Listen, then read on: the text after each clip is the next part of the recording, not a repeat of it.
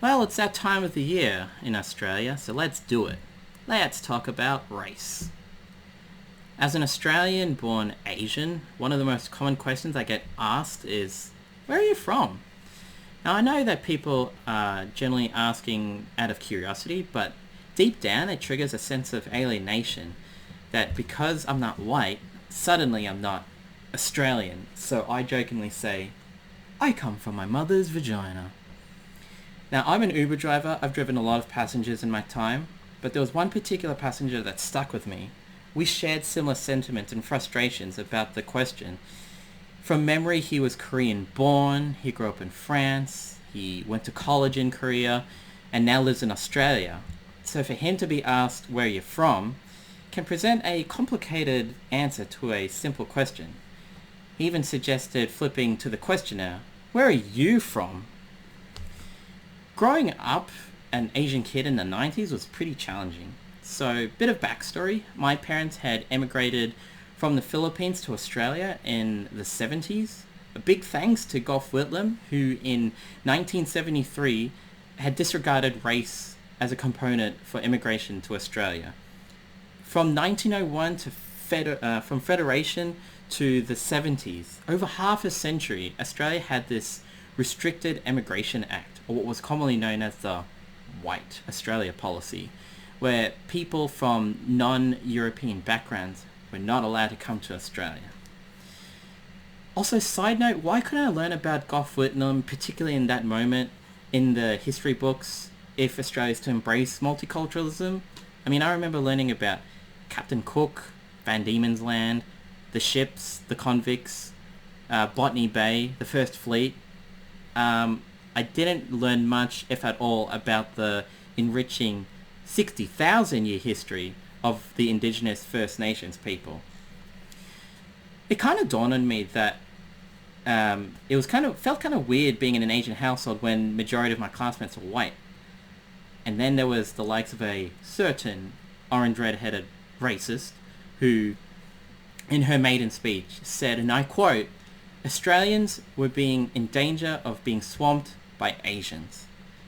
They form their own religion, their own culture, they form ghettos, and they don't assimilate. Incredible. Coming from the white person. And then there were stories in media that was almost under the guise of racism, that there was too much Asians in the neighborhood, too much Asians taking up the shopping centers, they're buying property and owning land. It felt very, very unwelcoming to grow up in a country and still feel like I don't belong here. I feel growing up that I internalized all this racism and was ashamed of my own culture. I understand why my parents decided for us to speak English instead of Tagalog. They wanted us to fit in. They wanted us to assimilate. Tagalog is the national language of the Philippines. I feel like I've embraced Australian culture more than the Philippines.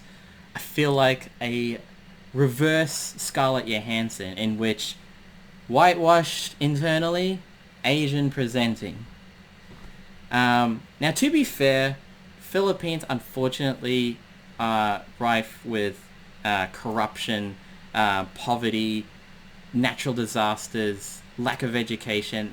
To this day, they're still considered a third world country, which is why my parents decided to move to the lucky country, Australia. So hearing about like these attacks on Asians, I remember Penny Wong said in a Q&A forum back in 2016, in which someone was asking a question about how does this certain orange-headed racist, her name's Pauline Hanson, you know who I'm talking about, how does she peddle prejudice and fear? And Penny Wong said, how does she peddle prejudice and fear? Because I look at what she says. You know, as I've mentioned, Pauline Hanson said that we were going to swamp Australia, that we're going to make Australia a dreadful country. And so the words that she said that actually got a standing ovation was that prejudice and fear will never build a country. It will only tear itself apart. No nation has made itself safer by attacking an ethnic minority. Now, I say all this, I don't say this to feel sympathy. I want to actually learn Tagalog and embrace my culture and my heritage more. I want to be proud of where I've come from. I turned 30 this year, and I feel embarrassed that I can't even speak to other Filipinos. There are a lot of Filipinos here in Australia. I feel embarrassed that I can't even communicate Tagalog with them in their own language. I have to say, I'm Filipino, but I can't speak Tagalog. I'm wanting to change that. I used to see January 26th as a date of celebration of multiculturalism, of how it's enriched the nation. However, as the growing sentiment goes each year, there is no pride in genocide. I want to feel proud as a fellow Australian to celebrate a day not only of where migrants come from to feel proud, but for First Nations people to not feel sorrow, pain, grief. I feel at the very least it's time that we change this date. Now there's a few proposals that there are in mind. January 1, which was the date of federation. May 27, in which the Australian referendum recognized Indigenous people in the census. Yes, you heard that correctly. Up to the 60s, Indigenous people were considered flora and fauna. They weren't even legally human. They weren't allowed to speak their own language. They weren't allowed to celebrate their culture. They weren't even allowed to work or own land. They were basically like a slave to their own country. It's shameful. We need to recognize and acknowledge that.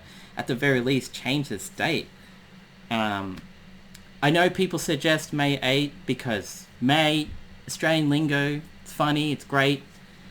My personal proposal for the date to celebrate, if we are to celebrate Australia Day, would be Marlborough Day, June the 3rd, in which Eddie Koiki Marlborough had overturned the fiction of terra nullius, which was a concept that land belonged to no one.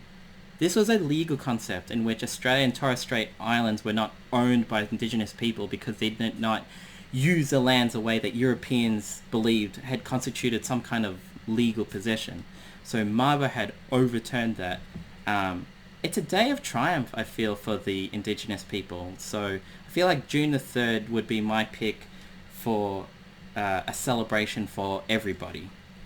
However, January 26th should be recognized as Invasion Day, as Survival Day. This is a day of mourning for the Indigenous people. We have April 25 to commemorate the Australia going into war in the First World War. We also commemorate the current troops, military families who've been deployed in subsequent wars. We need to formally recognize this day, change this date. I feel like we need to at least change this date. Sovereignty has never ceded. It always was and always will be Aboriginal land.